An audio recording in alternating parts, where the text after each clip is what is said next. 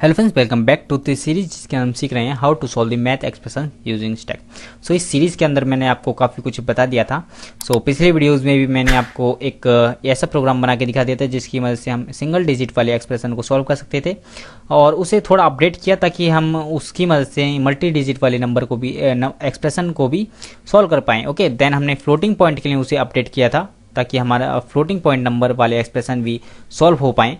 लेकिन इनमें भी थोड़ी लिमिटेशन रह गई। वो लिमिटेशन क्या रह गई कि ये zero divide by zero error को सॉल्व नहीं कर पाएगा। ओके, मतलब अगर इन्फिनिटी आएगी हमारे एक्सप्रेशन में तो उसे सॉल्व नहीं कर पाएगा। ओके, तो अगर मैं यहाँ लिखूँ इस तरह से, अगर मैं इस एक्सप्रेशन में ज़ीरो से डिवाइड करूं तो इस तरह की इसमें एरर आनी चाहिए कि can't divide by zero. Okay, लेकिन अभी क्योंकि हमने यहाँ जब हमने कैलकुलेट मेथड बनाया था तो यहाँ मैंने क्या किया था, अगर नंबर सेकंड नंबर जीरो है तो हमने यहाँ सिंपलिसिटी के लिए जीरो रिटर्न किया था। ओके, लेकिन यहाँ इस वीडियो में हम इसे हैंडल करेंगे। ओके, तो डिवाइड बाई जीरो एरर को हैंडल करेंगे।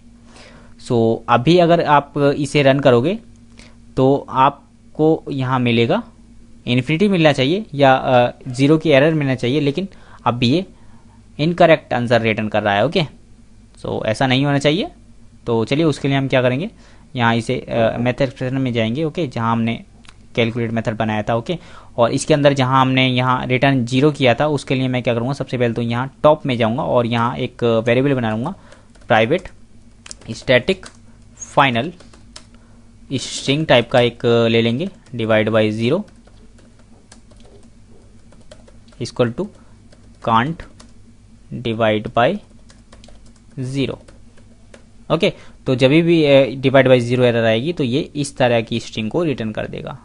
ओके, तो इसको चलते हैं कैलकुलेट मेथड के अंदर और यहाँ से ज़ीरो रिटर्न किया था, अभी मैं क्या करूँगा, रिटर्न करूँगा डिवाइड बाई ज़ीरो। ओके, और अभी ये एरर आएगी। क्यों एरर आएगी, क्योंकि हम यहाँ रिटर्न टाइप हमारा डबल है, तो इसे मैं क्या करता हूँ, ऑब्जेक्ट कर देता हूँ। ओके, तो अगर हमारा जो रिजल्ट है वो डबल टाइप का है तो ऑब्जेक्ट में डबल आएगा, और अगर डिवाइड बाई ज़ीरो को रिटर्न करते हैं तो ऑब्जेक्ट में स्ट्रिंग टाइप आएगी। ओके, तो अभी ये अगर आप ऐसा करोगे तो यहाँ हमारे कोड में काफ़ी सारी एरर आ जाएंगी। ओके, तो अभी आप देखते हैं यहाँ एरर आ रही है। तो यहाँ एरर क्यों आ रही है, क्योंकि हमने यहाँ डबल लिया हुआ है, तो इसे हम ऑब्जेक्ट लेंगे। ओके, तो एरर यहाँ से चली जाएगी और यहाँ आ जाएगी। तो अभी हम क्या करेंगे, सबसे पहले तो हम चेक करेंगे if value is instance. Okay, instance of string, अगर ये स्ट्रिंग टाइप का है मतलब डिवाइड बाई ज़ीरो है तो रिटर्न कर देना है हमें डिवाइड बाई ज़ीरो।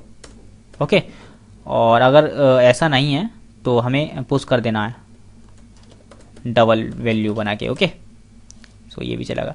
अभी यहाँ डिवाइड बाई ज़ीरो पर एरर क्यों आ रही है, क्योंकि इस फंक्शन का रिटर्न टाइप डबल है, लेकिन हम क्या कर देते हैं, इसे स्ट्रिंग कर देते हैं। स्ट्रिंग कर दोगे तो ये भी वैल्यू, ये भी एरर चली जाएगी। ओके, अभी हमने पुश जो किया है इस वैल्यू को, ये ऑब्जेक्ट था, इसे हमने डबल बना के पुश कर दिया। ओके, इसी तरह की और भी एरर हैं तो इन्हें भी हम इसी तरह से सॉल्व कर देते हैं ऑब्जेक्ट। देन इसमें हम पुश करेंगे इसे डबल बना के, डबल, और यहाँ हमें चेक करना पड़ेगा if value is instance. Okay, value instance of string, return कर देना है डिवाइड बाई ज़ीरो, वरना पुश कर दो। ओके, इसी तरह से एक और एरर आएगी यहाँ, तो यहाँ भी हम इसी तरह से कर देंगे object if value instance of string, return कर दो क्या, divide by zero. Okay, else push कर दो वैल्यू को। ओके, और वैल्यू को जो पुश करोगे आप वो डबल बना के करोगे। ओके, चलिए, तो अभी सभी एरर रिमूव हो चुकी हैं, लेकिन लास्ट एरर यहाँ रह गई ऑपरेंड्स डॉट पॉप में। तो ऑपरेंड्स डॉट पॉप करके हम ये क्या कर रहे हैं, डबल वैल्यू को रिटर्न कर रहे हैं, लेकिन अभी मैं क्या करूँगा, टू स्ट्रिंग कर दूंगा तो स्ट्रिंग टाइप की वैल्यू रिटर्न होगी। ओके, अभी कोड सारा जो है वो अपडेट हो चुका है। तो अभी मैं क्या करूँगा, यहाँ रन करूँगा, इसे रन करूँगा। तो अगर मैं इसे रन करूँगा तो अभी क्या होना चाहिए, can't divide by zero error आनी चाहिए।